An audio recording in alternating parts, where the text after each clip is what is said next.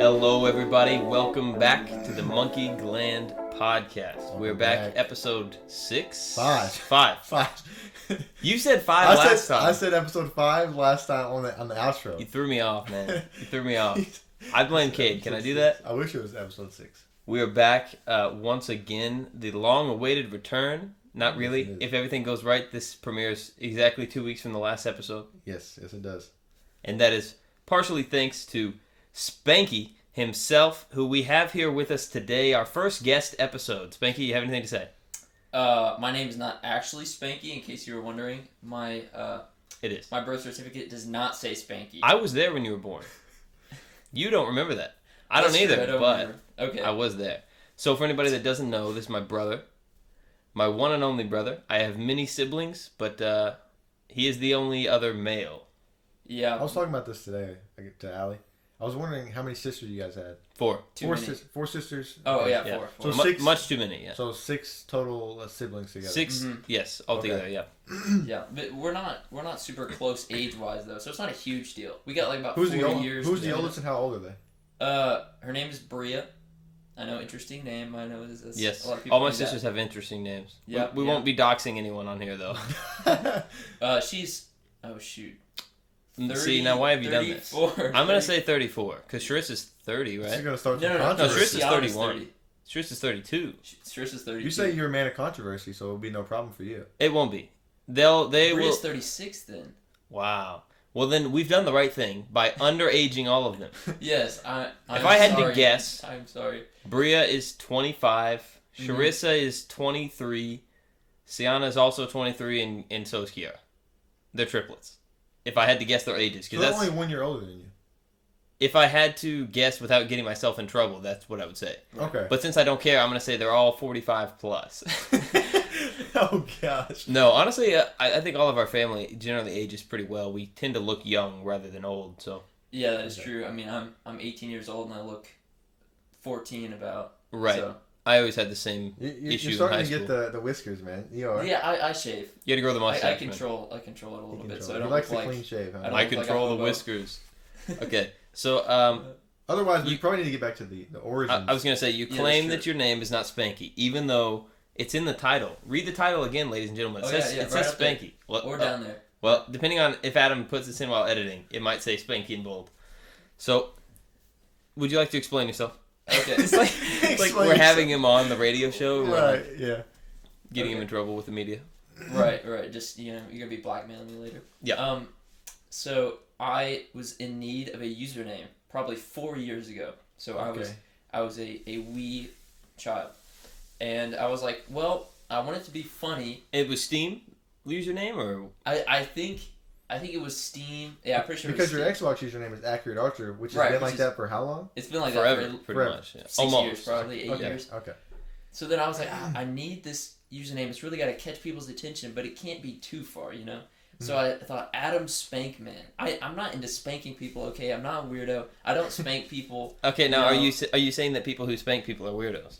Yes, you should not, unless it is consenting, you should not go around spanking people. I don't think anything about the name Spankman makes me think man. that you're just running down the streets striking behinds, though. Like, Okay. it doesn't sound Whenever I'm thinking of non-consensual spank. Spanky in in the video game world, I'm thinking of like he's a killer. He's cold. He's a cold spanker. Cold-blooded killer, man. Cold-blooded spanker. No. It was just meant to be funny. Mhm. It just seemed like a funny name. Adam Spankman. I don't spank people. So then, as we were playing Rocket League together, which is where it began, Adam's name is Adam Spankman. But rather than calling him that, we just referred to him as Spanky. Right. Right. So- I've since shortened it just to spank. So we've always been calling out, or I was always calling out Spanky before it was even Spanky. And then he changed it to Spanky to shorten it up, I guess, and clean Yeah. things up. Yeah. Right. Yeah. And now he thinks Spanky's a bit too cheeky for him. He's going to just a nice formal spank. Right. You don't like Spanky? No, I mean, What's wrong with Spanky, man? I mean, I like it to be Spank. short and sweet. All right, Spanky is just too much. I like it short and sweet. Just spank. Well, you Spank? started it all off with Adam Spankman. I know. It was That's- one of the it's biggest like your- mistakes of my life. Wow. It's like a formal title. I don't know if I like Spank, man. Archduke Reginald I love Adam Spanky. Spankman. I love Spanky, man. All right, I'll think about changing it back to Spanky, but I am keeping. Wait, Wait, what do you have it on as Spank so far? Yeah, Steam. Everything is Spank. Yeah, he Straight up changed Spank? it recently. Yeah. No I know, it's way. I haven't controversial. noticed it. It's hard to notice because I guess you've been playing so much Halo that it's always That's been, true. it's just accurate ultra right now. Yeah, Right. true. and you know you naturally read it as Spanky anyway. Right. I would. I just add a Y to Right. the end. Spanky But- himself. My Carlton profile picture is not going to leave, though, if I do add the Y. Oh, So Yeah. no one even sees this. Because Not on my stream. No, They because do on Anthony Kate's. is a little console man over here and hasn't joined the PC Master Race yet. We're working on it. Yeah, I know what Anthony is thinking right now. Anyway, so since that's the case, since that's the case, he doesn't get to see my Carlton profile picture. But Right. You recently added your Carlton picture to Discord. yeah, that's where it started. And I was like, I need a good profile picture. I mean, Carlton with his like the crop. Right It's up on his Carlton face. from Fresh Prince Smiling. Speaking Yeah. of Discord, I love the whoever added the doctor Yeah, disrespect. yeah, it's Yeah. excellent. I loved it, man. I loved Yeah, it. I created this very private. It's server. our private Discord for us three For us to three, yeah. It's for the boys. And, Right. and everything around us is themed Dr. Disrespect because we're big fans or whatever. Right. So I added some nice theming to our Discord. It's very nice. Yeah. We look like weird fanboys, but just ignore that. Our server name is literally yeah. Yeah, that's true. that's what it is. That's what our group chat text is. Like Yeah. on anything. Just yeah. Yeah, it's a bit of an obsession. It's about half the words that we use in there is yeah. Yeah. Yeah. When you have yeah program on your soundboard, you know. Yeah, Right. That's a bad There sign. may be a problem. there may be a problem. Yeah. I don't know if you guys have talked about this on the podcast, but Anthony and I started a soccer team called the Slick Daddy Squad. I think which we have talked about it, but not like, Briefly. We briefly talked about it. Yeah. Right, so that like harkens back to the slick. What was it? Slick Daddies. The Slick Daddies. Right. Yeah. Yeah. Right. That's what Dr. Or was it Disrespect's fans were Yeah, called. yeah, that's what they were. Right. Slick Daddy Club. Slick Daddy Daddy Club. Club, and then it changed the champion. Right. So then we made the Slick Daddy Squad. So we're obviously big fans. Yeah. Right. And which we need to get into contact with the doc about being the Slick Daddy Squad and see. And we also need to get the contact about him, playing in our $500 million facility that we're gonna build. Right. The $500 million facility. $501 million. Right. Or $500 million facility, but we'll pay the doc $1 million to come visit. Right. Because he, you catch him on the flip phone. It's big numbers. He's throwing out big numbers. Big numbers, Right. man. But Right. $1 million. yeah, in the we'll arena. have to, we'll get him on the Close. podcast as well eventually. Right. I'm gonna throw a clip of this on the TikTok and see. Yeah. See if we can get the doc. See if we Doc, can get we the love you. We're violent. We're momentous. We're extremely speedy. Our Rocket And- League teams are named Violence and Moment. Yeah. Doc probably has no respect for Rocket League though. No. Yeah. He probably not. does. Doc wouldn't like Rocket League. What? He doesn't respect any games. No, Really no. doesn't. He's No, he's he Dr. respects- Disrespect. He respects NBA Jam maybe Maybe a little bit because that that brought him to fame. to fame to stardom. Yeah. To his back-to-back video game championships. Right. In Blockbuster. Vallejo, California. Blockbuster. Right. 1992. Yeah. And they right in 394. Yeah. Right. In front of the killer whale exhibit. Right. At SeaWorld. Right. Vallejo, California. Amazing. Okay, for anyone that's not a fan of Dr. Disrespect. Get out of here. Yeah. Okay. Scram. No. This may seem very weird, the references we're making, but I definitely highly recommend looking up, especially his montages on YouTube. Yeah. Fantastic. Awesome, man. Alex's he is editing, yeah. incredible. Best of His Dr. production Disrespect. quality is top tier. Yeah. Mm-hmm. And he's just hilarious. He's a streamer. Right. And he's truly the top, best of the best as far as streaming goes. He pushes the platforms. He's always top dog. He's he just puts in an effort and a product, a value that nobody else has for production value. And it's out of his hands and he's still in control. Right, Yeah, it's amazing. He was the face of Twitch until they couldn't handle him anymore. He's probably Right. Because he had too much violence and too much speed. He just yeah. Amazing. Though. very unfortunate situation, but Doc made the best out of it and he's handled like a champ. Doc's like always making the best. Yeah, he's a champion. He is the champion. He's literally the back-to-back champion. So. Back to back, 2 times. By the way, if you guys on YouTube, I hope you can appreciate the new angle that has had to take place for this. Right. Yeah. The camera that we were recording on has a very narrow FOV, so you're pulled back. You're, hopefully you guys on the audio version, this is our first guest appearance. Yeah, first guest episode. So, things are going to be a bit different. So, yeah, let us know what you guys think, and Yeah, I mean, especially at hopefully at some point we can get a better camera. Anyway, that we can frame better. But it looks like I'm staring up to a security camera. That's how high up it is. Well, it's because the ceilings in the $500 million facility are so high. Right. A lot of things have to move around for that. Mm-hmm. Big facility. Yeah. So what's the deal with having me as a guest? I thought you'd have like some kind of hotshot celebrity. We decided to go with. Well, we decided to turn them all down because you being Spanky, you have you have a deep-threaded connection to both of our streams. Right. And also, you have a behind-the-scenes connection to the Monkey Gland podcast. That's true. As we mentioned previously, Spanky helps edit some YouTube videos and stuff for Monkey Gland. Mm-hmm. So you've seen some of the behind-the-scenes. You're kind of an inside man already. True. I definitely do have a lot of connection to your streams. Oh, yeah. Yeah. Most common guests. He literally is probably in all of our streams. Pretty much almost every single one. If he's not in there, it's just me and you. Or Matt's in there every now and then. Yeah, that's right. True. Yeah, I think really, or Ty, there's occasional. Right, we have some other guests that come in and out, but Spanky's the through and through. Yeah. I mean, he's the only other one that's in all the group chats with me and Kade. It's me and Kade and Spanky and all, all of them. Yeah. Definitely. But speaking of Dr. D, like we were just talking about, there's another Dr. D. One that... Who could it be? The one that some of you may be less familiar with. This is not Dr. Disrespect. We're talking of Dr. Dude.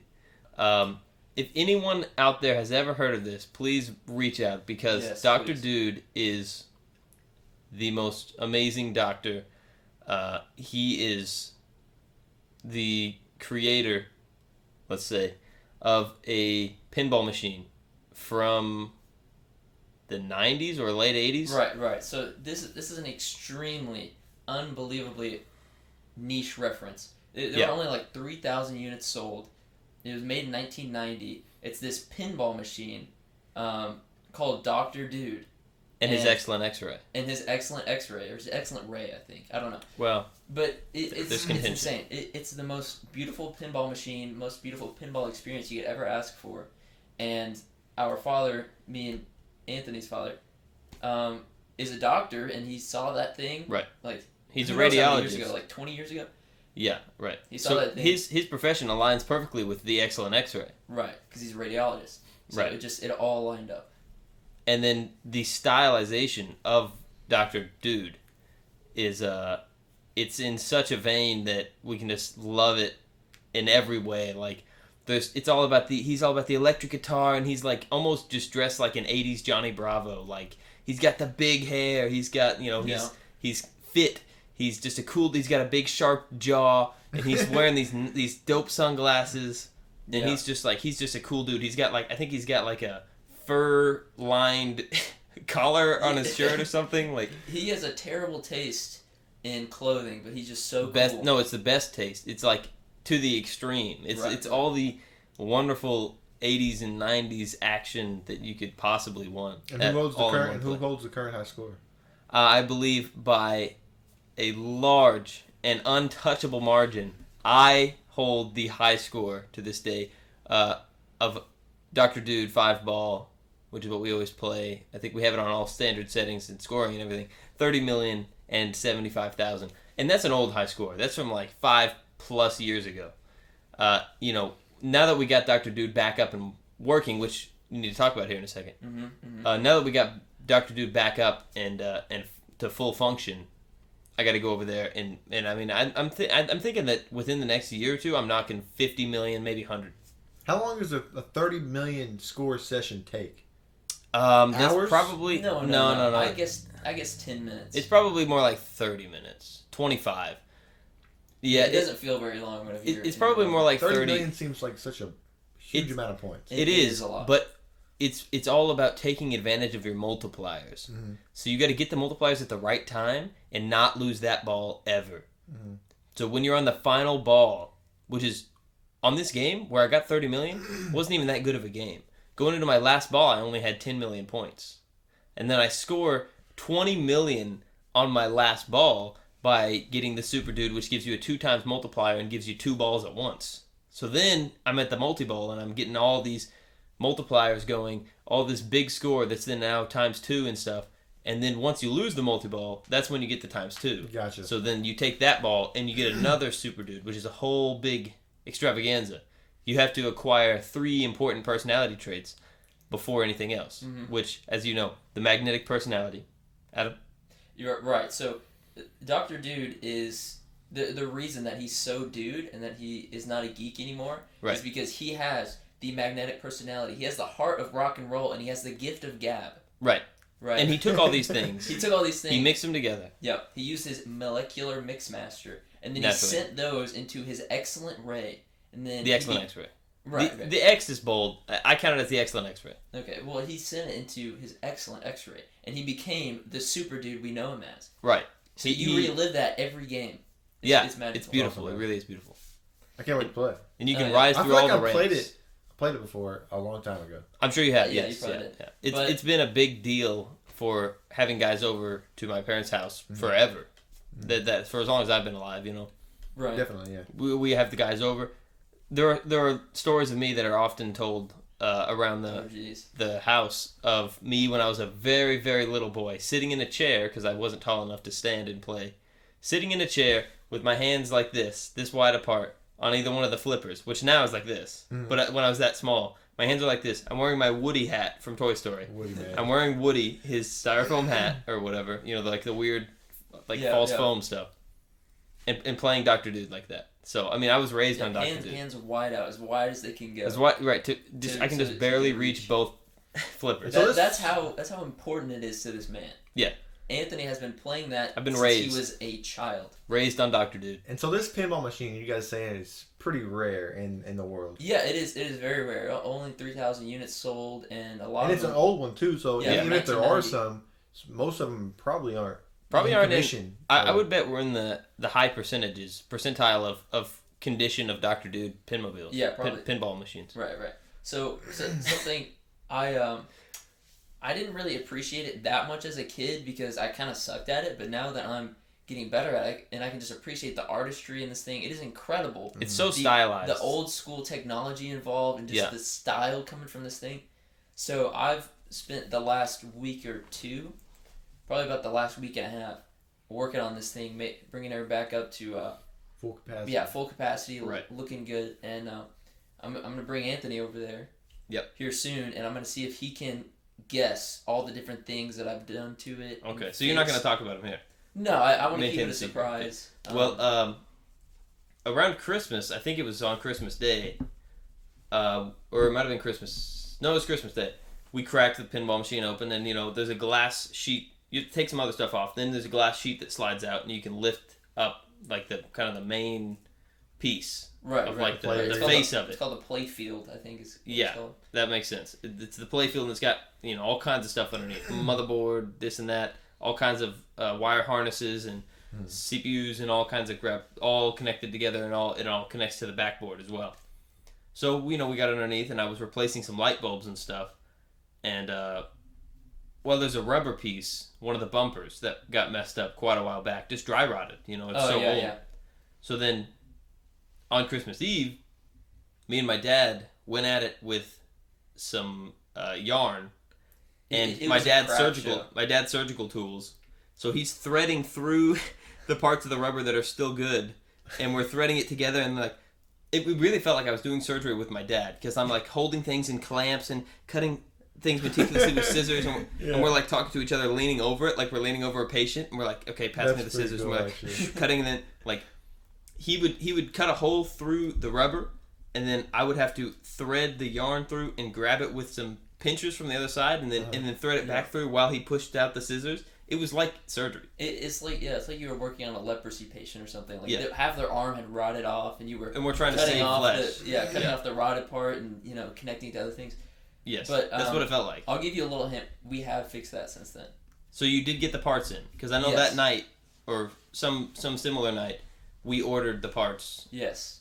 We have fixed that and many other things that I will keep secret for Anthony. It'll be. Well, I know you got the sound working somehow. Oh yeah. So you already told me that, which is a massive factor of excitement and just general awesome. I think it adds to your ability to score a lot because it really puts you in the mindset. Oh man! And for reference, you guys should look up it's on YouTube, the Dr. Dude pinball soundtrack. Yes. Incredible soundtrack. I'm going to link it in the description. That's how much I want you to link in the We description. also need to post a picture of like whenever it's fully done. I don't know if it's fully done yet, but of the machine itself on onto our social media. Yeah, right. Yeah, we should. Whenever this episode comes out, if we remember, I'll post a picture of the Dr. Dude. Right. And if not, remind me. But for 99.99% of the population, this is depressing to me. Surely more. No one cares and no one knows. Yeah. It's like there's this gym here from 1990, Dr. Dude, and just pinball in general. People don't care because a lot of pinball dudes are kind of arcades are gone now.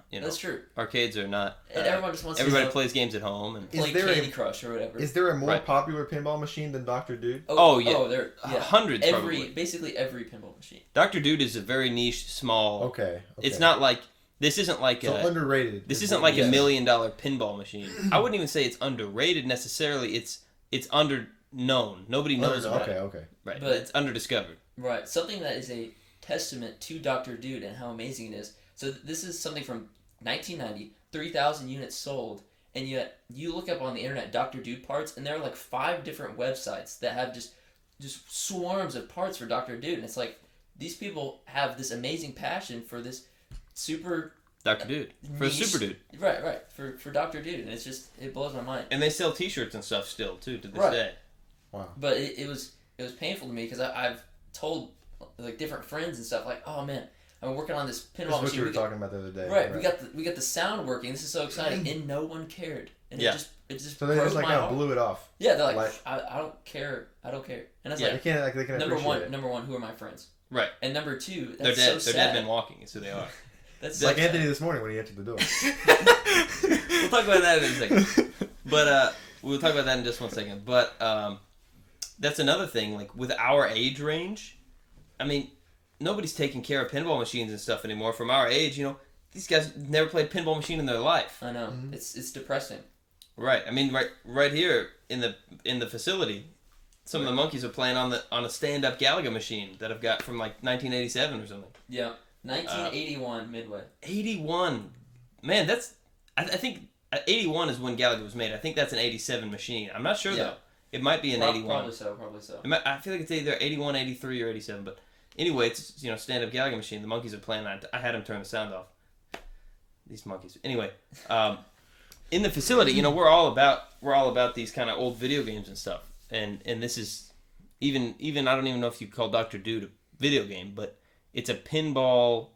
It's its own thing. It's like physical, but also a video game. There's all digital calculations and stuff going on up there, but you're playing a physical game. There's it's actual velocity, momentum. These things are happening in real life with gravity. Yeah, definitely. So there's all kinds of variables that can change the various outcomes. It's just there's a lot to be done, and you can physically tilt the machine just a little bit to control the ball. If it's going to go right down the middle, you have a limited set of tilt warnings, and if you tilt it too much, then it'll shut the game down on you. Right. But you have these warnings, and it is part of the game that you're meant to use because you can even get new. Like if you do the right things, it'll give you more tilt warnings. Okay. So it's clearly a mechanic of the game that's in there. Right. So you can actually physically influence the game. There's a lot of interesting stuff like that. So the play area itself, like you're able actually to not move. It won't move the legs of the machine. It will. It will. No. You literally potentially manhandle the entire. You're manhandling a machine. Move it a couple inches. Wow. Yeah. And that's part of the game. Yeah, you're manhandling a giant, heavy metal. That's cool. That's actually they make that a part of the game. Right. Yeah. I love that. Something that blew my mind. 1990 technology, and I'm sure they probably do a similar thing now, but. Back then, computers were weak. It was totally a different time. And something that I noticed that was just amazing in this thing, the way that they tell, like if you're tilting too far or anything, they have a piece of metal hanging. Yep. And then they have a ring around it. So if you move it too hard too quick, then the metal in the middle touches part of the ring, connects a circuit, and it says, "Oh, danger, danger! You tilted it too hard." And like. Right, if you tilt it too hard and that goes off, then that'll shut you down. But like today, you just put a little Raspberry Pi in there with an accelerometer or something, and you're done. Like that's lame. But back in the day, they had a little metal plumb bob, It's beautiful. Yeah, it really is awesome. And you can go down below and like poke it to the side, and it'll go because it thinks the whole machine's There's all kinds of cool little physical stuff, and you get underneath into the machine, and you can move different buttons, and there's different like the sound thing. You actually get your hand up in there and twist a little nozzle, or a little piece. Yeah, right, a little knob. Right, so you have to have the keys to get inside to the machine. It's pretty cool. Yeah. Something else. So back to what I was saying earlier. No one appreciated that I fixed the sound. This was an incredibly hype moment. No one outside of our family. Right. Literally just me and you and Dad. Right. So what a shame. Like this generation is doomed. I know. They don't know anything about pinball. We're pinball hipsters over here. Unbelievable. But the way that I fixed the sound was incredibly old school as well. It's just a testament to Dr. Dude. Normally the sound is broken on something, you send it to the tech repairman. I went in there, took the front panel off. Oh, I looked in the manual. Oh, there's the soundboard. Unplug the connections to it, replug, and it works. Amazing. That's all you gotta do, man. I've got the sound stuck in my head right now of the like I can hear the whole audio of the whole album in my head right now. It's just stuck in my head. Link just in talking, the description. Just talking about it, man. Link in the description. There's like 6 different tracks or whatever, but yeah, and they're all only a few minutes long, but they loop. Right. If you're playing the game, they loop right. Yeah, they're like old Sega Genesis style, super, by today's standards, crappy sounding old like synthesizers and stuff. It's electric guitar it's stuff, but synthesized electric but guitar. But it right, sounds right. good. But what you would think, it's exactly what you would think Dr. Dude would be playing. Oh, absolutely. It's just spot on to the characterization. Incredible guitar riffs and all kinds of stuff. And then, and some of it has some audio in it where Dr. Dude actually says something. He'll say like, Super Dude, when you get the Super Dude. Or he says like, he does like a little riddle about the gift of gab, Yeah. Oh, okay. He's like, my life was boring, my life was drab, till I acquired the gift of gab. It's just something like that. It's like, incredible. Man. Yeah, and there are different characters in there. There's an extremely busty nurse. Yes, his wife, presumably. Or girlfriend or something. It's the nurse, I don't know. Right, it's the nurse. She's wearing a shirt that is just way too small, and the buttons on the front are about to explode. Well, it just adds to the character. Right. Well, it's Dr. Dude himself. I mean, who wouldn't want to be, showing off for the doctor? He's just literally Dr. Dude. He's no run of the mill doctor. Right. Right. So it's a beautiful. I always assumed it was his wife or girlfriend, but I guess she might just be the nurse. I don't know. Right. I think she's referred to as the nurse on the song. She has no name. Yeah. Which is pretty. Well, I don't think he even has a first name, does he? Well, who needs a first name when you're Dr. Dude? His first name Doctor. Dr. Dude. He used to be a geek, but now he's Dr. Dude. Now he's a dude. Dr. Dude. It's amazing. It's fantastic. Yeah. So it's been a great time fixing her up. Definitely.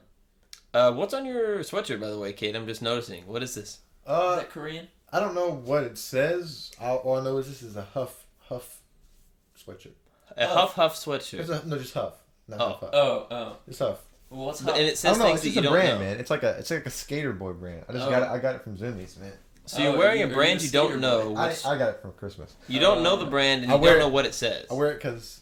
You've never been curious, though? You don't want to look up what it says? What Huff? What Huff? No. What it says on your arm. You got to look up a translation. Not right now, because I don't think you could figure it out quickly. What would it... I don't know how I would type that in. Or do I take a picture of it? Let me just pretend they're English characters. It looks like it says... Maybe they can see it. Dilk. It's not Dilk. Does it say the same thing on this side? Yeah. The same thing on this side? Dilk. Does it have drop letters on the back? Yeah, it just says H something K.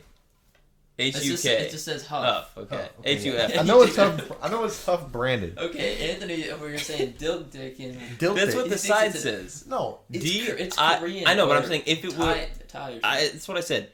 I'm going to pretend that they're English characters. It's clearly D-I-L. Maybe D-I-I-L. What about V? That looks like a V to me. D-Y-K. Okay, so Dievktik. That's just sounds like Russian. Is it Japanese? No, that's not Japanese. It doesn't look like Korean? Japanese, and it doesn't look like Chinese. I think Korean sounds better, but I don't know. Korean or Vietnamese characters. or Thai. It's got like a dragon on the back of it. I don't know, man.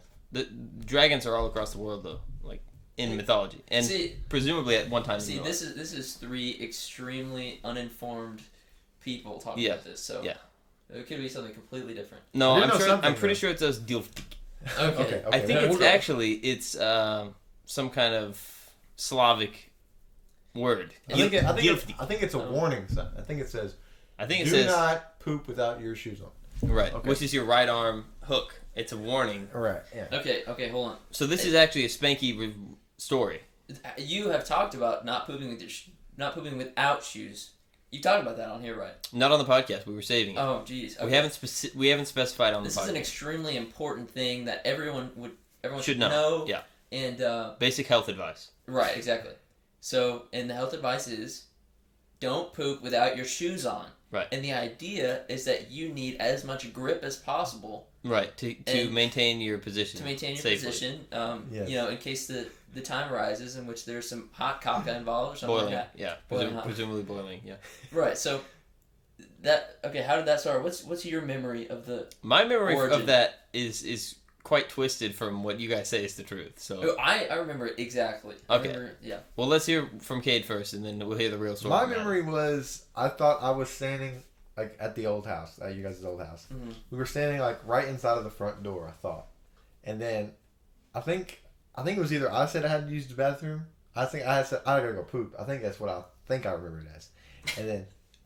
Or was it Adam had to go poop? I don't remember. No. Just say what you remember. Okay. I remember standing on the front, like inside of the front door, and then I said I had to go poop, and I think Spanky here said, "Don't not go poop without your shoes on." No, the way I remember that is not how it mine happened. is even less true. So let me just tell you the way I remember it. Oh, The way I remember it is me and Kade are walking around the house. Maybe we're looking for Adam. We're going to go to Penn Station or something. I don't know. But we run into Adam at some point while we're going off to do something. And Adam's wearing, in my memory, only his underwear and shoes. That's right. And we're like, dude, what are you doing? And he's like, oh, I got to go poop. We're like, why are you wearing just shoes if you're going to poop? And he's like, you got to poop with your shoes on. Okay. Kade said that, I think. Okay, you guys are way off. I know mine is falsified to some extent, but that's just the way that it appears. It's been so long, man. No, I remember exactly how I know it what happened. your version of the story is, but you go ahead and tell this. So all three of us were headed out somewhere, going to church, going to Penn Station, something. And I said, I got to go take a crap. But before, we were all standing at the front door. Before I did that, I put my shoes on. So then Kade, yes, that's what it is. So then Kade was like, oh, why do you just put your shoes on if you're about to poop? And then I said, you got to put your shoes on to poop. It's safety advice. Yeah. And that's how it all started. That's probably, I think that's the true story. So good. This was many years ago, though, which is why we have different stories. Yeah, because that happened so many years ago. And then Kade starts, playing Xbox with us again and all this stuff. And, one of the first things he says to me after, not talking to him for, 5 years, I don't know about 5 years, 3 or 4 years. 3 or 4 years, probably. Is, oh, you got your shoes on when you poop, right? That's how we had, totally forgotten about the inside joke. It's a key memory. Right, it's a key memory. Yeah. And then, every once in a while we'll be like, we'll make, poo shoe jokes. But I think it's unimportant which version of the story is true. What's important is that they all have the same moral. Right. Don't poop without your shoes on. Poop with your shoes on. Right.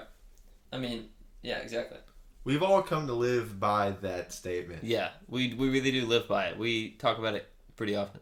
Yeah. I mean, I've gotten to the point where I brought in a tile bit on a drill. Yeah. Drilled into my bathroom tile and mounted some shoes, so it's impossible. That's what I was thinking, man. Right.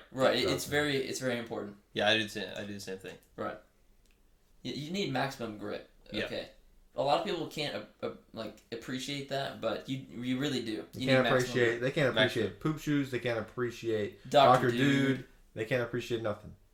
These guys, man. Get them out of here. This modern era. Get them out of here. So anyway, this story of when you arrived to my house. Okay, so for reference of when this is being recorded, this is the day after New Year's. This is the day after. Yeah. So we recorded episode 4 this morning. Yeah. Yes. We recorded episode 4 this morning, and episode 5 is happening right now. So. Right, but my point on that is, it was recently New Year's Eve, so I was up late, so my schedule is strange. So last night I wasn't really tired, I was just cleaning stuff and watching YouTube and whatnot. So I was up pretty late. So then I'm like, okay, Kade said yesterday he's going to come at noon. So I'm like, okay, I'm going to sleep till 11:30. I thought I said 11 to noon.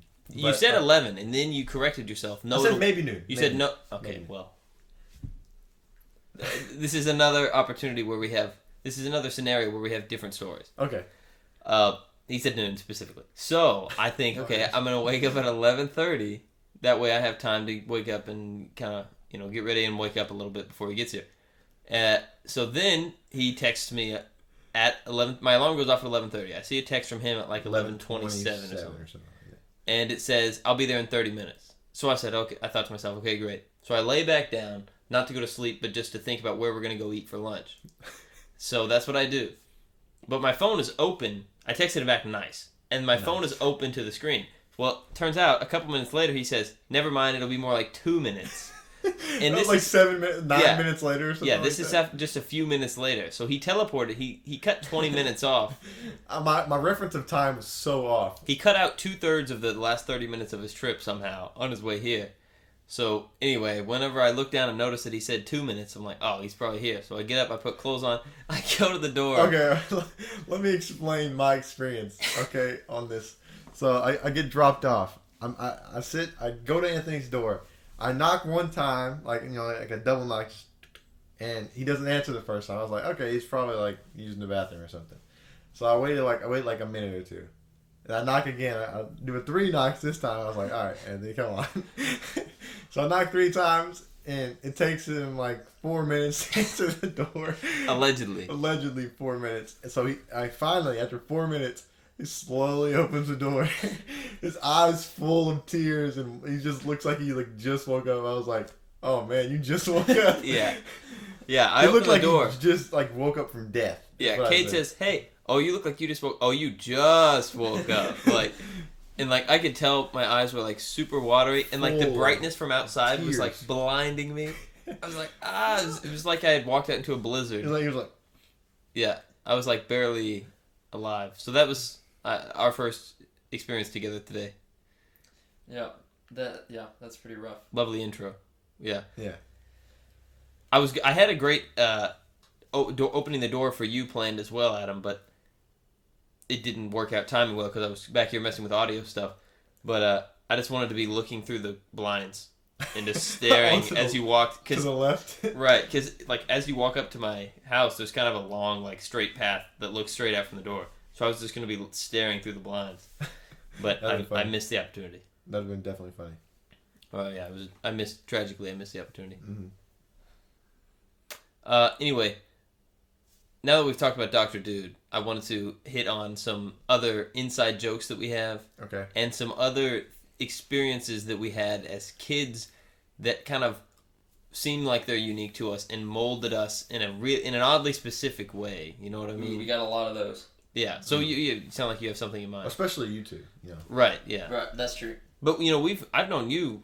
I don't know how long now. Pretty good amount of 8 years. 8 years. Yeah. Something like that. I can't think of any specifically at the moment, but any time that I think to myself why am I such a weirdo? Why do I this is legitimate. I think why am I so much different than everyone around me? Well, number one, I go to school in Indiana. I now live in Indiana, and I used to live in Kentucky. And believe it or not, Indiana and Kentucky are slightly different. Slightly, barely, just slightly. So all these Indiana people around me, and then I come from a bit of a Kentucky background. All my friends used to be Kentuckian, so then that's where a lot of my weirdness comes from. But a lot of it is to do with this man right here, Anthony. And me? Yeah, and my childhood, with him, because yeah, definitely. Because it was this was a basic picture of our, family kind of situation. So it was the 4 sisters were adults at this point, having their own life problems and all that business was going on, and then there's me and Anthony. And Anthony's middle school, I'm in elementary school. And so it's basically me and Anthony together. We kind of raised ourselves. We didn't raise ourselves. Our parents, their parents are awesome. Yes, no, right, yeah, right. We have great parents. That's not what I'm saying. But, it's me and Anthony and then the rest of our siblings because they were all adults doing their own thing. And then it was me and Anthony that were kids. And the closest sibling in age was my sister that's like 4.5 years or so older than me. So, she was a teenage girl, right, which with is everything that comes super with that. irritable and evil naturally as a teenage girl. And I am an annoying middle school boy at the same time. So, And obviously... I'm an annoying elementary boy, so... Right. Yeah. So, obviously, there's no... Right. That kind of connection created for the kids canyon. like that. Right. Yeah, there's kind of an interesting development of... Since it's 6 kids that are spread out so far... Right, 18-year difference, by the way. Right, so 18 there's... 18-year difference. Right. So there's an interesting, like, this sibling gets along with this one, but not the next one, and then this one doesn't get along with either one of these, but gets along with those, and, like, that's kind of how... Yeah. Not that any of us are necessarily... Like, there's never physical fights breaking out, but as far as personality differences and just experience-wise, because, like, whoever you grow up getting along with, you're going to get along with better later in life as well, just because it's your natural experiences that overlap and stuff. Definitely. So I always kind of was most friends, sister-wise, most friends with one of the older ones, not the one that was closest to my age. You know what I mean? But then the ones that are older than her were out of the house by the time that I was a kid growing up. They were already gone, Right. So I didn't have as much of a connection, like as often of being with them. And then like in the case of my older sister with Adam, they're 18 years apart. So like she was like trying to mother him when he's an infant and like changing his diapers and stuff because she's adult age. She's an 18-year-old and he's an infant, Right. just born. So and then she moved out by the time he was old enough to really remember anything. It's really same with me as well. So there's interesting things that kind of develop there, just having so many kids and being so spread out, Yeah, Right. it's like me having a sibling born right now. Yeah, Yeah. Which is just mind blowing to me. that would be Like, really weird. I'm a senior in high school, and then I would have a infant sibling, which is just crazy. Yeah, right. So it's definitely an interesting kind of connection to where like whenever I was growing up, those formative years, she was in med school. She was in med school. She did her residency. So it's like that kind of makes it difficult to have the same kind of connection that I do with this man here because of, we were playing Dr. Dude together. We were pretty much side by side all along. Not to say that there were never fights between us. That definitely happens as well, being young boys. Right, there were a couple of those. Well, yeah, there are definitely things like that happen. I was maybe sometimes a little tough on Adam, and he was very sensitive and overreactive towards me. Younger brothers always are. I know. My little brother was saying. I was a very sensitive kid. He also just wanted to get me in trouble, though. I never wanted to get you in trouble. Yes, you did. Dude, I have a specific story about one time. Do you remember the time that you fell over the couch? Yes, you pretended I know it was you me. say that. Dude, I did nothing to you. You launched yourself over that couch and cry like a baby, and there's nothing wrong with you. I remember this specifically. He was probably like 8 or something. I don't know, but my little brother would do the same thing. Felt like it was last year. He would say I did something to him, like I barely touch him. Yeah. And then he'd go tell my mom or something, or tell my dad. Mm-hmm. And then they'd be like, "Oh, it's okay." And then like they pick him up or something, and then they'd be facing the other way, his head And he looking gives over you his the shoulder. evil He's grin. Okay. Like the Grinch. I never did that. The smile. First off, I never did that. You would have never admitted that was your goal. You wouldn't have given it away with the grimace like Gavin might have. But Okay. That was your intent from below, was to maybe not even to get picked up and babied, because you were always babied, being the baby, but even not even that, but just to get me in trouble, to get back at me for something. I don't know, but that ignores all those times in which you should have gotten in trouble if I said something. No. I remember. 5-10 times easy. You should have gotten in trouble for something you did to me, and I said, no, he didn't do that because I didn't want you to get in trouble. Like what? Like what happened? Like a titty twister, or like I broke your toy or something? No, what do you mean? You doing? I was never a toy breaker. No, you weren't a toy breaker, but you were kind of. It's that age difference is what does it, because like I wasn't. Especially as boys. I was a very sensitive kid. You were also a sensitive kid, as much as you. I don't think that's true. He was. Maybe when I was very young, yeah. Right, so below 10. I was very sensitive, and then I have this older brother who It was never like damaging, like physically damaging stuff. It was more of just like. Well, you sure acted like it sometimes. It was more of just like emotionally damaging stuff.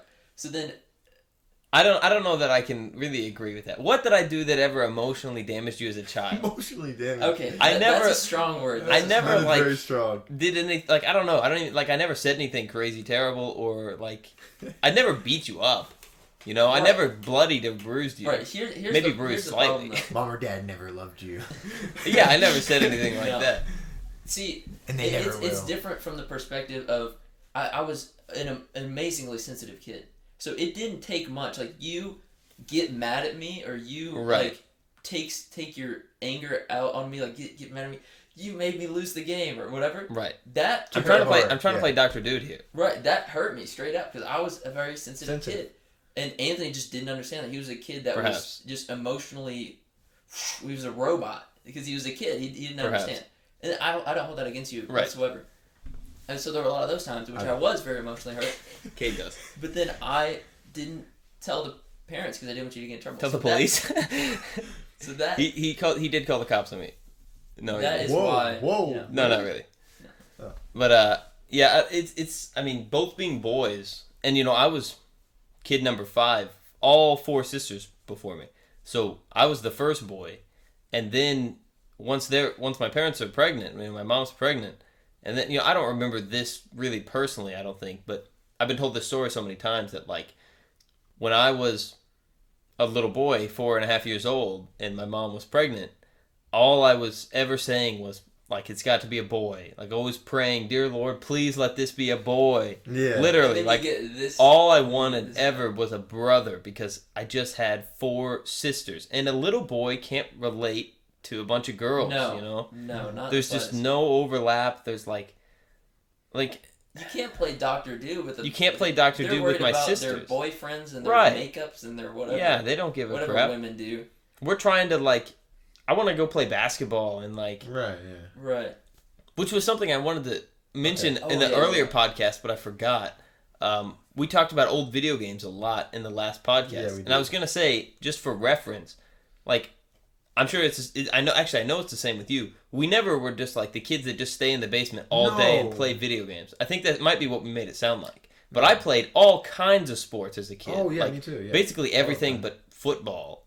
Right. I played played football. at one point or another. Right. I mean, our father's a radiologist. We're not going to play football. Yeah, I played everything sees a but lot soccer. of injuries, but Dude, I Yeah. would love to play soccer. I just Yeah. never did. soccer Right, is right. fantastic. I feel like soccer is hard for people to learn later in life. That's It true. is. like, It is. If they don't Foot get skills are so hard to if they learn. don't get those foot skills and those motor functions down as a kid, Yeah. you can never do anything with your feet. It's what it seems like to me. Unless like maybe you're a skateboarder or something, but if kids don't play soccer, they can never play soccer. That's what I've noticed. Right. That's why. It's hard to develop muscle memory, like when you're talking about skateboarding. Yeah. It's best to learn skateboarding at an early age. Right, right. Because you develop that muscle memory down. And Right, same with yeah. soccer. You know? Well, that's definitely with anything, but I think with something like in our everyday lives, we use our hands and stuff all the time, but we rarely move our feet in extremely specific maneuvers and whatnot. You know, like Right, yeah. it's a lot easier for an adult that played basketball to learn how to throw a baseball or something. Right, yeah. But vice versa with soccer, I think it's just like It's very difficult. Right. people that don't know how to kick a soccer ball look so awkward, like they swing their whole leg on a pendulum, straight kneed or something. Like it just looks really Yeah, weird. They put their arms up like that. They do and weird like, they do weird stuff, and then they like swing and just do a big toe ball and Right. whiff it or whatever. It's like whenever It's very you do that interesting. kind of thing as a kid, it's like you get this kind of added knowledge of your, or it's not really knowledge. It's like an awareness of your feet. Right. Because normally your feet I guess so, you just yeah. kind of ignore.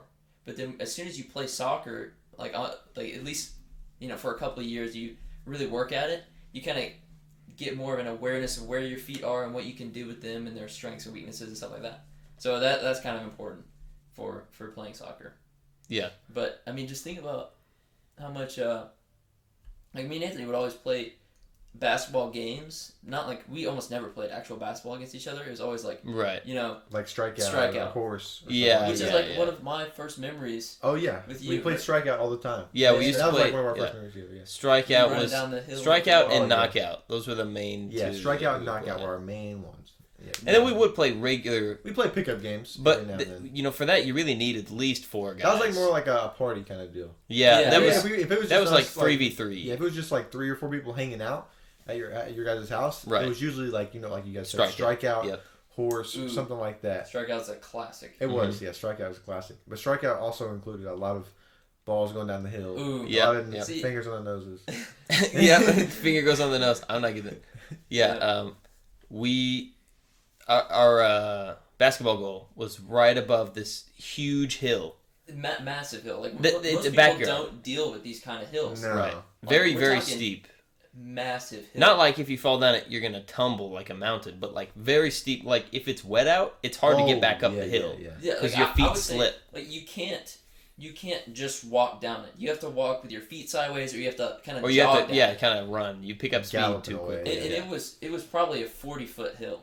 Oh yeah. At least. Just- I think probably more like 50, 60 to the fence. Right to the And then, if the ball happens to bounce over the fence, which it occasionally would, it'll go into the woods. Or if it bounces to the right, it goes over the neighbor's fence and into their yard, right. which also sucks to have to go get.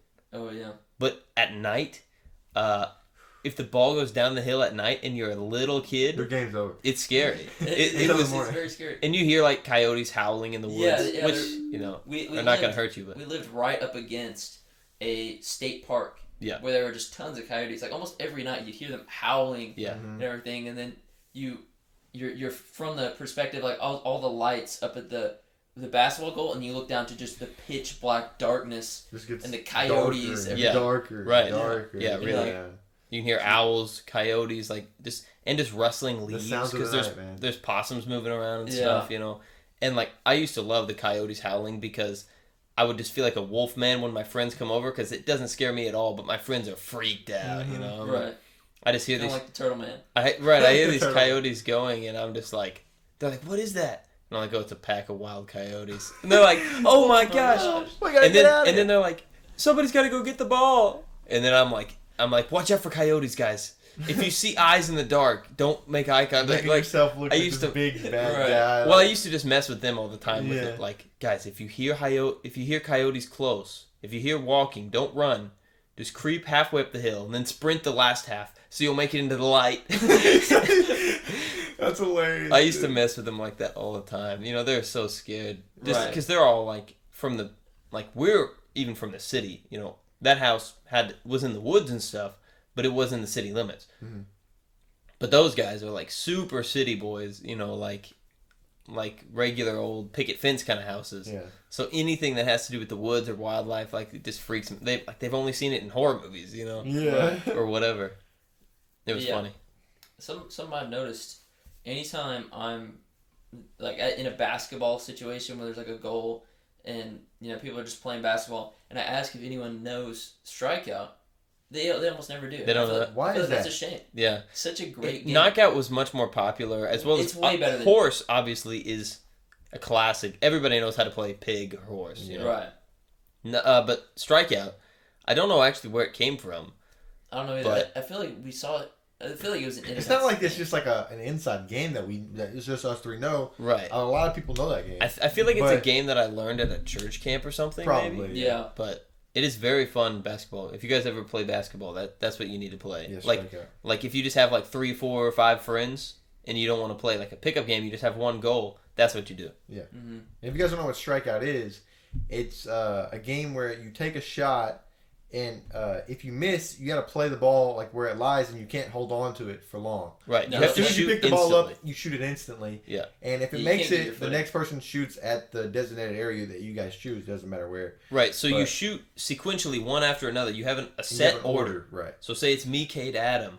I shoot. If my free throw doesn't go in, if it does, nothing happens. It just goes to keeps Kade. on going, Right. and I shoot. But if I miss, Kade has to go get the ball, shoot it from wherever he picks it up. So if it bounces off the back wall and it's rolling towards it, he can wait till I it can gets wait to till the it gets very end. Very close. He can pick it up and do a layup or dunk it, depending on what we have the rim set at. Right. Yeah. And then if he misses that, Adam has to go get that. If Adam misses, I have to go get it. So whenever somebody, once that sequence starts, whenever somebody does finally make it, the person who missed right before them gets a strike. Yeah. There's 3 strikes, you're out. Right. Well, once you have 2 strikes, you get into like You can play defense. a panic mode where you can defend the guy. Other than that, you can't touch block. But you can. Can you block? Yeah, you can block. Yeah, you can. Once you're at 2 strikes, you can block. Okay. But you can't block until they're starting to shoot it. Like you can't. Like as soon as they pick it up, you can't tackle them. Right. You can't just blast it out of their hand. You gotta wait till they actually go for a shot. But I'm talking. This is literally like you're shooting in like a second, like half a second. Yeah, you can't get your footing and everything. No, you're literally picking it up and shooting. Instantly launching it. You can't pump fake or anything like that. If the guy's on you, you can't just like fake him out. And there's no like like lining the ball up. No, yeah. If you hold the ball for too long, you get a strike. Right. But you have unlimited time to pick it up. And because of our situation, we would have it so that if it goes down the hill, then it resets to the tree shot. Yeah. If it goes over the spiked fence, it goes to the poop shot. Which is called the... Okay, I'll tell you why it's called the poop shot in a second. And then if it goes down the street side, it goes to the other tree shot, which had a slightly different name. It was the brick shot, because you'd stand on the bricks that are by the other tree. Yeah, it was a brick shot. So if it goes over the back, then you just have to shoot it from way back there, usually. Yeah. Or sometimes we would say you shoot it from right behind, where you can try to throw it straight up, like over the... But the poop shot, now that was a shot. The poop shot. And actually I have another story. Do you remember the origins? Yes, I do. Do you? Yeah. I also have another... Totally forgot about that. I also have another story regarding this fence, which I'll tell in a second if we get to it. But this is a big spiky fence. Like it's metal spikes all the way down, not like a... It's just, that's the way it looks, It's not necessarily for safety, but I'm sure that's part of the reason it's so spiky. So if the ball goes over that fence, then you gotta pick it up, because over that fence it goes downstairs and stuff, so you can't just shoot over it. So you gotta pick it up, come back, and take a poop shot. The poop shot was called that because we had a dog named Blazer. She got extremely old, and as she got older, she wouldn't poop where she was supposed to anymore. She would just take a dump on the concrete in that corner. Yeah. So she got like super old, like 17, 18. Yeah. Like that's old for a dog. Super old. And eventually we had to put her down because she never died. Her health was decreasing. Gosh, dang it. She was she was in pain. It got to a point where she was in pain. Yeah, it was bad news. So eventually we had to put her down. But before that was the origins of the poop shot. She would always have these crusty turds just laying on the... This is like the turd episode, by the way. We talk about poop a lot. But she would always have... Like, there would be this field of crust where, like, the turds have been smashed by basketballs. So once a basketball lands on a turd, you're like, that ball is out. You rub it in the ivy to get all the turd off. Then spray it down and you leave it. And another day, you forget about it, so it's fine. Like it doesn't even matter. Right. And you definitely don't think about. But the poop shot was just this huge area just covered in turds. I mean, and they were all flattened and like sun dried, so it's not like you're slipping in them. Like, she's not putting out a dime piece turd that's nice and moist. These things are crusty and like right. So it's not like you're falling down. But you got to stand in this minefield of poop because that's the closest. And she would poop right in front of the gate. Because what it used to be is she would run up to the gate, we would let her out back, and then she would go poop and stuff. But once she got too old, that she's like, I don't care. She'd go stand in front of the gate, and she's like, oops, let it loose. Minefield. So you got to go stand in that minefield to take the poop shot. I mean, it was an iconic poop area, though. It's not just like every once in a while she'd poop there. Like no, it's a minefield. Any day of the week, there are some turds there. So any day of the week. It was just obvious. And when it rained, they all re-moistened. So. And you see streaks of turd. Yeah, so that was bad. So then we, So you said this was on the concrete? Yeah, on the concrete. You'd have to rake them off. Okay, let's say these turds are being left there for decoration. They're on the concrete, man. Like okay, you gotta scrape them up or something, man. Well, we would, but she's just always laying new ones down, man. No, because she's not leaving a big pile that you can just get rid of. She's like a poop machine. It's nuggets man. all over the place. She's a freaking poop machine. And like I said, they turn to powder essentially because they get sun dried and whatnot. They would turn to they're powder. Right where the sun lasers them, so they're like just a white and brown powder field. Right. That you had to be careful of. If they get sun dried too much and then rain right after that, it would just it would totally. That's when it's a mush. Right. Then it turned to mush, and then you get the streaks of orange. Fiomia disguised as a dog. Exactly. Well, yeah. So I apologize if you are squeamish to turd talk. Well, I'm sure they've already clicked off by now. Yeah. We talked about turds. We're talking to the turd audience at this point. Yeah. Everybody's ready. We were talking about poop shoes earlier, so. Yeah. And you know, it's funny because my dad will make all kinds of jokes like that. But he is the biggest weenie if anyone says the word fart at the dinner table or anything. Like, he's like, we're trying to eat here. But outside of that, he is like the number one like villain of turd jokes and stuff. Yeah, something else. We need some context to appreciate how ridiculous that idea is. This man is a doctor. He has seen horrific things. Like, you would never want to see these things. And yet he's blood squeamish on TV shows and stuff, which is maybe because he's seen the real stuff. Right. He's seen what a body's person really looks like. Because, I mean... I've seen poop. I've been to the poop shot. I've taken the poop shot a bunch of times, man. In the poop minefield. True. Okay. But, like, he... you can't imagine what this dude's seeing. I mean, any time you go into his little office area where he's reading x-rays... And, you know, he's just like, oh, yeah, we got just tons of colon backup or whatever. Just filled up colon. But he's not going in and scooping that stuff out anyway, you know.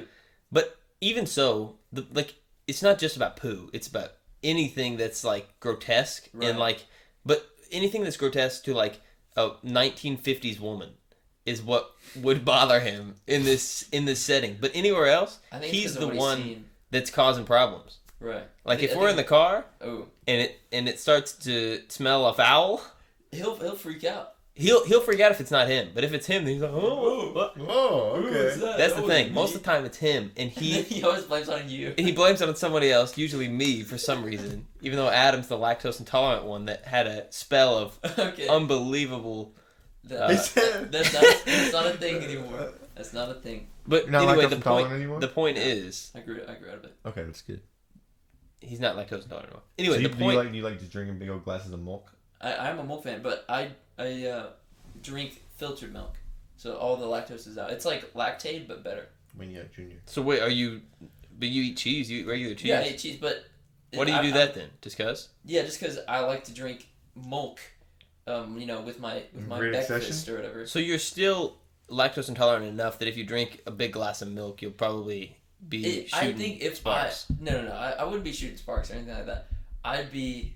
If I did that over and over again, week after week, then my body would be like, okay, I'm all out of lactase. I'm, tapping out. But I just like to avoid large amounts of that kind of thing. I see. Because I don't want another spell. Because, like, my body wouldn't be able to keep up. That's what would happen before. Like, when I was a kid, like 12 to 14 or whatever, maybe even 10 to 14, I would have these, like, spells in which my body would be low on lactase, and I'd, like... eat Moe's one day. I think this was like 10 to like 17. No, 16 at least. When I hit high school, it wasn't a problem anymore. And if this dude has a speck of cheese, evacuate the building, because I'm not kidding. It's gonna be the worst experience you've ever had. Okay, it was like that for like 2 or 3 years. It causes physical pain, eye watering. Like I think I've seen some like flowers wilt. Jeez. Okay, that is not true. Maybe that's dramatic. It's slightly dramatic, but wow. Anyway, so I have a glass of milk, about like this big every night. Milk is just a beautiful thing. I mean, you're the biggest milk drinker. I drink like Anthony. You're all about Anthony doesn't agree with me on this, but like whenever I'm done like having like doing some outdoor activity or like running or something, I love a glass of milk. When he's hot and sweaty. That's when I'm like, milk is too heavy. It's so refreshing. I understand. No, milk is too heavy. It's like if you want to get sick, you drink milk and then go run. No. Yes, it is. Yeah, after I get done running. It's not like I'm drinking a glass of milk then going running. It's like eating like a big old thing of fettuccine Alfredo and then going running. Exactly. But when I'm coming from playing sports and I'm hungry, I don't want fettuccine Alfredo. No. And I have a serious fettuccine Alfredo horror story, which we won't get into today. But man, I'll never go to Olive Garden again, I think. Really? Yeah. Olive Garden. Hot caca, or what was the situation? Like the most boiling. Oh, jeez. Like literally, you can hear the splatter painting. I'll get into it another time. So that makes you have to use the bathroom that bad? That's bad. Yes. Well, I mean, I guess this is the poo episode at this point. Yeah, this is the poo episode. This is the poo episode, so I guess I'll go ahead and tell. Let it fly. Let it pinch it off. Okay. I'll let it rip. Okay, so we went to Olive Garden. Okay, so let me think of the time frame. We went to Olive Garden. Me, my parents, probably Adam, and my friend Brandon. So then me and Brandon get this, whatever. I guess I got fettuccine Alfredo. I don't know what he got. I don't think he had the same issue. I don't remember.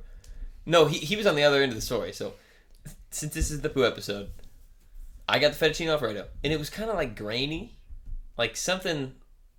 Something's off. Right. Something was off. Because I remember specifically that the cheese or something was kind of like grainy. Like there was... Like, you know what I mean? Like there's sand in it. But like just barely. Oh, man. And I'm like, this is not very good. So... But I ate, some of it, and then the rest of it, I think maybe we took home, and I just threw it away because it was terrible. Classic Olive Garden. Right, but this is Olive Garden, which is not exactly Carrabba's. It's like... It's not Carrabba's. It's like back alley Italian Denny's. I don't know, but... Back alley. That's a great title. They need to make that their slogan. Yeah, well, maybe somebody marketing against them should. Yeah, that's true.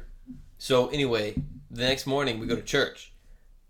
At a big church that I didn't normally go to, so there's probably hundreds of people there, and I feel the boils of the lowest layer of hell, or the highest layer because heat rises. I feel these boils coming up inside of me. Something's a rumbling and the tumbling. So I'm like, I've got to get to the bathroom. I go to the bathroom. Oh, you just released pure Satan? Yes. So what happened was, I sat down on the bathroom. You know how sometimes, like, when something's going to go wrong, you got pressure building up inside? Yeah. You can feel you've been pressurized like a can that's about to get stabbed with a knife and go, boom, of spray paint. So I've got this power, and I sit down on this toilet, and I don't even think I sat halfway down, and I start, there's a release. There's a certain release of high velocity spray. I am sorry if you are squeamish. This is horrific. And I am not talking about... Was it explosive? It was the most explosive thing I've ever experienced. I think it hurt my ears. Like the point... Was it just like a single just doom? Well, was it no, it was ongoing. A period of time. It was slowly... like a single doom, except the height, the peak of that was never ending. It seemed like. Oh, so there was a decay to it. It was like an It was explosion and it slowly bubbled off. It was more like firework. Like shooting these out, but like seriously. Right. So the gaseous explosion itself was extremely intense, but the real noise that has always stuck in my brain and haunted me was the splatter that was going on the inside. So this was one of those, you know how some toilets have just a really low water level? Mm-hmm. This was one of those.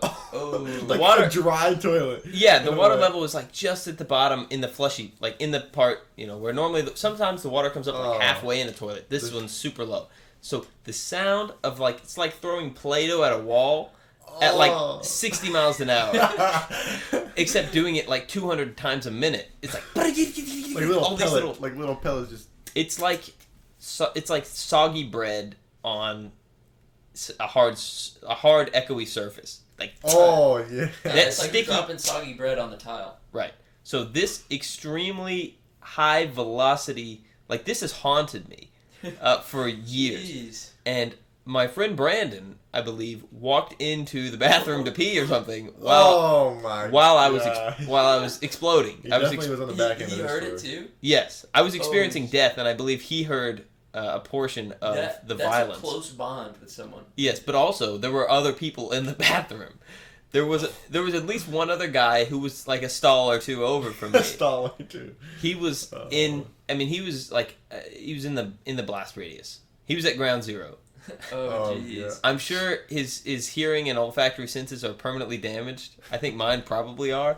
But I was so in the state of euphoria. Not even not euphoria, adrenaline. Euphoria. Wrong term. Adrenaline.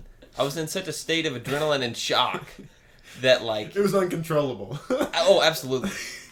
The most the pain was all in the build up, I feel like. But you know how sometimes after a boiling hot caca there's an acidic burn left behind? Yeah. There was a lot of that. Jeez, man. It was almost like throwing up, but out of the wrong end. So there's no sense of relief? It was a sense of, it was a near-death experience kind of feel. I almost just died from what just happened. That was the sense. And I remember also specifically, when I was on a mission trip with my church group in New York City, telling all the New York people that story where we're all like at night before we go to bed, and this was like at a mission group, so half these people I don't know, but I was just telling this story and everybody was just dying laughing. It is. I mean, it's a funny story. It is. But man, it was not funny to live out. It was just brutal. That sounds pretty horrible. I think that's my only poop story. Well. Yeah. Yeah. I have some other. I'm a little hungry. Did anybody hear that? No. Adam's bowels No. are reacting to us talking about milk earlier and boiling. I hope that was in a quiet zone. I hope that's what that little blip is back there. But That was a hunger yeah, I pain. definitely remember another situation in which you had a pretty terrifying medical experience, but I'm not gonna describe it here. I'm not sure which one you're talking about, but I feel that if you're getting into poop stories, or rather fart stories, nothing is more brutal than yours. Than mine? What do you mean? Than any story regarding somewhere like if we're in the car and you rip it. Okay, remember, like, this is years ago. Okay, but I'm also speaking quite literally. There will be tears in your eyes. That's not even that part is not exaggerating Worse at all. than Anthony's this morning when he ever opened the door. Worse, yeah, more tears than my eyes when I open the door. Like literally, you know, he claims this isn't true anymore. I think he's still. It really isn't. Quite a danger it really to society. Anthony farts more than me. Not true. Dude. Not. Do you remember Christmas? You farted over and over again. We were just trying to play Dr. Dude. No. First That was only me like ready. Once. No. It was at least 3 or 4 times. And then you did something else gross, and I was like, man. You did something else gross. I've smelled your farts so many times now. That No. I can't even be grossed You out. have no idea what I mean. You don't. I guess you don't remember a lot of you when you were a kid. I remember you being a kid better, and your very smells are haunting. Jeez. Kate, do you have any poop stories? Since we're just go ahead and just burn this episode. Poop stories? No poop stories, man. You've never been horrified, or you've never played. You I'm sure you took mini poop shot back at the White House. You might not remember, but that's what the corner shot was called, the poop shot. Yeah, I don't remember. If you played strikeout, then you took a lot of poop shots. I probably took poop shots. Because if it bounced over that wall, I don't think I remember it being called the poop shot, but I'm sure I took them. It was called the poop shot for good reason. Yeah, there was a lot of poop there. I'm trying to think of if I have any poop stories, but I can't think of any off the top of my head right now. I don't know how this happened to us. This was not the goal of this podcast, but it certainly devolved into the poop episode. You brought up the poop shoes, and it just went from there. I don't know how many people are typing poop in YouTube search engine. Oh, geez. Yeah, no, nobody's finding us by hashtag or what, search bar or whatever. Okay. And if they are, then I don't think we want them. Anybody who's searching that. Yeah. Probably not. You guys got anything else? No. You got any finishing zingers? No. I think it's a good time to end it here. Yeah, I think we got a good one. It's been a good, smelly episode. It has been, man. Adam, thank you specifically for helping and for coming today as our first guest. Thank you, Adam. Yep. Spanky, do you have any parting words to the podcast? Until next time. Any plugs? Or plugs, yeah. No, I have no plugs, but I will say that I promise that I'm going to end up editing this video. I'm not going to try and make myself look any better.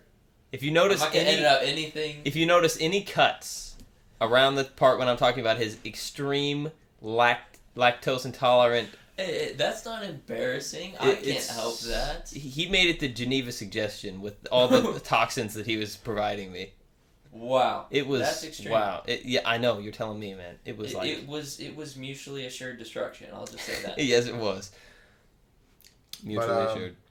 Otherwise, make sure you follow us on all our socials. Monkey Gland Pod on Twitter and all of our emails. On Twitter, Instagram. Yeah. Cade made TikTok. That's his thing. Yeah, Monkey Gland Pod on TikTok as well. And then Monkey Gland Podcast on YouTube. Monkey Gland Podcast on YouTube. Monkey Gland Pod at Gmail if you want to email, send anything.